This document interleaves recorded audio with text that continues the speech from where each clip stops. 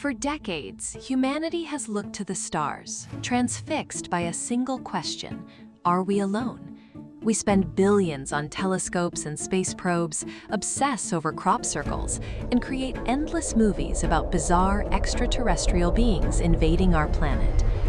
But what if they are already here? Imagine a creature that breathes entirely through multiple slits on the sides of its body. A beast with 4,000 muscles, nearly 6 times as many as a human being. A monster that eats and grows so much that it splits its own skin open and then eats that nutritious skin. And finally, a creature that completes its life cycle by dissolving its entire body into a cellular soup, only to later be transformed into an airborne entity. Yeah, a creature with these weird physical and behavioral traits is so amazing that it seems to defy logic. Must be an alien. But no. It's just a caterpillar. Fairly early on in my caterpillar career, I had the opportunity to raise a hickory horned-devil caterpillar. It is the largest caterpillar in North America. It gets to be about as big as a hot dog. It has spikes on its head and its tail with these big dark spots on its back of its head. It has orange and black spikes. It's beautiful. I called him Spike. And he grew up in my living room in a tub. And I fed him every few days from the sweet gum tree to keep his food fresh. And then I let him pupate in a container and I protected it with leaves over the winter. And in the spring, he crawled out and emerged into his beautiful moth self and flew off. It was wonderful. George Carlin once said that the caterpillar does all the work, but the butterfly gets all the publicity. And I think he has a point for the most part. Butterflies are really well appreciated. They're colorful. They're flying around. Everybody loves them. Caterpillars, you know, they're squishy. Sometimes there's a lot of them and that can scare you, but they're really, really beautiful and amazing. And without the caterpillars, you wouldn't have the butterflies. And I also feel like I should throw in there the moths. Caterpillars are the larval stage of butterflies and moths, which are the order Lepidoptera, which means scaly wings in Latin. So a caterpillar comes out of a very tiny egg. If you've ever seen a butterfly egg, it's like the tip of a pen. And then it immediately begins to eat. It usually eats its eggshell first, and that egg is typically on a plant the caterpillar will like to eat. And so it starts feeding on the plant that it was laid on. And as it eats, it starts to grow. But a caterpillar can only stretch its skin so far, and so when it needs to get bigger, it grows a new skin underneath its old skin. It splits down the back and it crawls out of its old skin. And then it also usually eats its old skin, because why waste good proteins and nutrients that are in that caterpillar skin? Most caterpillars shed 5 times as they're growing. If a human baby were to grow as much as a caterpillar grows, it would start out baby-sized, and by the time it was done growing, it would be as large as a whale. Once that caterpillar has grown to its full size, it transforms into a pupa, chrysalis, or a cocoon, or a pupa buried in the dirt, and then after a few weeks, or even after the whole winter, emerges the adult butterfly or moth.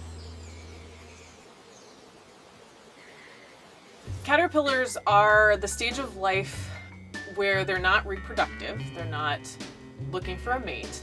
So all they do basically is eat and eat and eat and grow and grow and grow. And that means, of course, they also poop and poop and poop.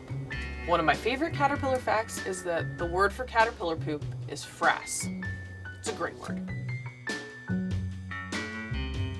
One of my favorite things to watch is them making frass. That might be a little strange, but it's so cool. They have like this trap door on the back end of their body. It's got like 3 prongs. It opens up and then there's this squishy clear thing that pushes this perfectly shaped frass pellet. It looks like a seed. It's not, a cow patty. It's like a perfect little seed that it pushes out with this clear thing right out of the back end of the caterpillar. We just happen to have a tub of caterpillar frass because, if you're teaching people about caterpillar, caterpillars, you want them to be able to know what the frass looks like. I think this is from a variety of individuals because there's lots of different shapes and colors.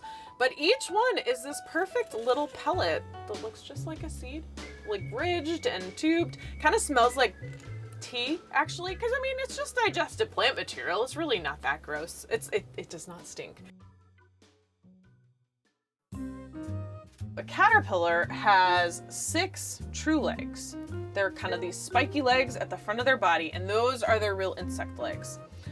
But at the back of their body, they have these things called prolegs. The prolegs on a caterpillar are kind of these squishy tubes. They often have little things called crochets, like little hooks on their feet to grab onto things. And that is what helps them cling to stems and move around as a caterpillar.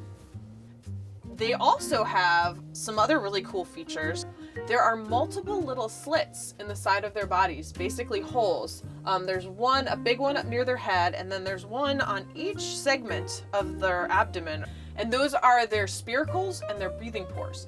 So they passively kind of let air in and out of the body of the caterpillar. Ooh, another feature of caterpillars that is pretty cool. On their face, they have a jaw. It moves open and closed to the side. So their mandible, that helps them if they're eating a leaf. Think about that. You're like holding onto your leaf with all of your legs down your body, and then your jaw can come in from side to side and eat chunks out of that leaf. They have a little semicircle of eyes called ocelli, simple eyes, on each side of their head. Probably only really sees light and dark. They're not like the compound eyes of an adult butterfly, so they don't see as well. Some of them, though, do have filaments on their body, like this monarch caterpillar has these little filaments both on their head and their tail that may help them a little bit with sensing. They also may be like a predator deterrent, like, hey, check this out, you want to bite this, don't you, and not the rest of my body.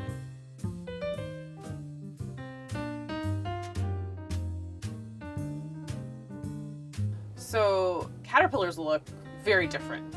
There's a whole bunch of different types of caterpillars. There's some that look like slugs.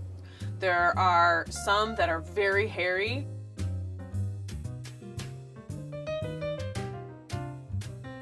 There are caterpillars that have stinging spines on their body. And so if you brush up against them, the spine breaks off, there's a little bit of venom in there, and it stings like a wasp, or worse in the case of the puss caterpillar. And I've heard that you might want to go to the hospital because it hurts so bad. Probably not going to kill you, but very painful. Caterpillars have some interesting behaviors. Now, usually, you think of them just sitting on a leaf and eating, but a lot of times they do other things as well. So there's some kinds of caterpillars where if they're disturbed while they're sitting there eating, they'll throw their head back. One species, the walnut sphinx, even makes like a little hissing noise to try to scare away a predator. So that's a pretty cool one. The red-spotted purple caterpillar looks like bird poop, because what bird wants to eat its own poop? And it will actually like drape its body over the branch to look even more like bird poop. That I don't know, that's not really what I'm going for, but kind of a fun way to avoid being eaten. The eastern tent caterpillars, the ones that make their tents in the crotches of tree branches in the springtime, they leave a scent trail and a silk trail. So it's like silk with a little bit of pheromone perhaps in it, up the branch to where the food is and then back to the nest. And they often walk in like a little choo-choo train of caterpillars out to go feed and then back to the nest. And so they they hang out together. They're one of the more gregarious species of caterpillars. And there's others like them, the Ditana caterpillars. They're the ones that they all hang out in a big ball, and if they get disturbed, they throw back their head, they throw up their feet, they exude goo from both ends of their body. And so they look a little bit threatening, as another way to kind of avoid being eaten.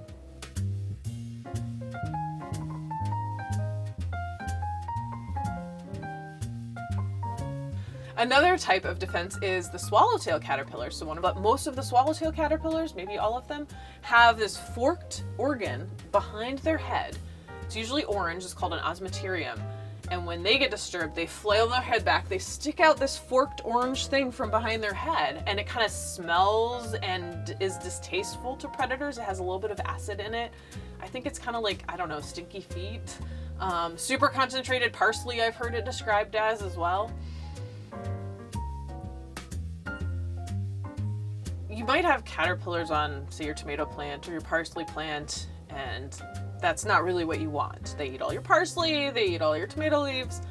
But actually, one of the reasons we have flavorful plants is because of caterpillars. A lot of the strong flavors, in things like herbs especially, are actually evolved because as a chemical defense, trying to prevent caterpillars from wanting to eat them.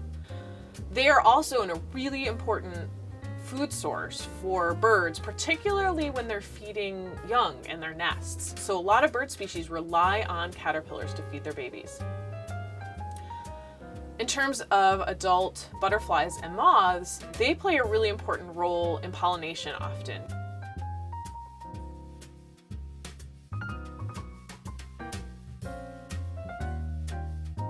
Things that are impacting butterflies and moths, and therefore caterpillars, negatively, like for many other species of animals and insects specifically, are habitat loss. Not having the plants that they need to survive. Kind of the poster child tends to be the monarch butterfly. They have this amazing migration that takes them from Canada to Mexico and back every year in the central United States. And they rely on milkweed plants. Their caterpillars only eat milkweed plants. And they only spend the winter on a few mountain peaks in Mexico. And so you think about it, if the forests in Mexico they rely on are logged, that is detrimental to their population. When we mow the edges of farm fields or spray farm fields, willy-nilly with pesticides, it kills the monarch caterpillars, or it kills the milkweed plants. Even if it's an herbicide, it will kill the milkweed plants that the monarchs rely on. In fact, Mexico's done a lot to protect their forests. We could do a lot more to protect milkweed patches throughout the flyways of monarch butterflies in the United States. It's always worth keeping an eye out for caterpillars. If you're walking around in the woods, what you can look for, especially if there's trees hanging over a trail, are look for those little frass pellets on the ground, and then look right above you and look for places where leaves have been chewed, because caterpillars are eating the leaves, and then see if you can find what's been doing the damage to the tree. See if you can find the caterpillar. You just may be surprised by what you find.